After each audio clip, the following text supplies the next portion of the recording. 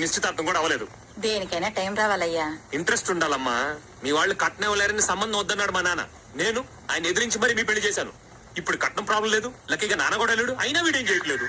ఆలోచించరా, తమ్ముడు బ్యాగ్ తీసుకుని ఒక అమ్మాయి ఇంటికి ఎందుకు వచ్చింది? అసలు ఆ అమ్మాయి ఇంటికి వాడెందుకు వెళ్ళాడు?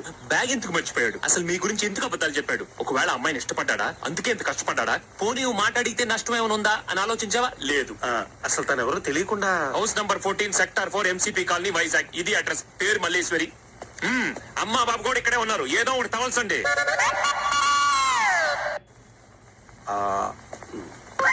రావయ్యా, నీకు కూడా వడ్డిస్తాను.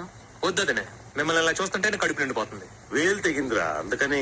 వేలు తెగితే స్పూన్ తో తినాలి, కుదరపోతే తినడం మానేయాలి. అంతేగాని పెళ్లిడు వచ్చిన పిల్లాడిని ఇంట్లో పెట్టుకుని ఇలాంటి యాదవేషాలు వేయకూడదు. అంత కోపం ఎందుకురా? రేపు నీకు కూడా పెళ్ళం వస్తే ఇలాగే ముద్దలు కనిపెడుతుందిలే.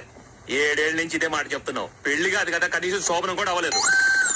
అదే నిశ్చితార్థం కూడా అవ్వలేదు. దేనికైనా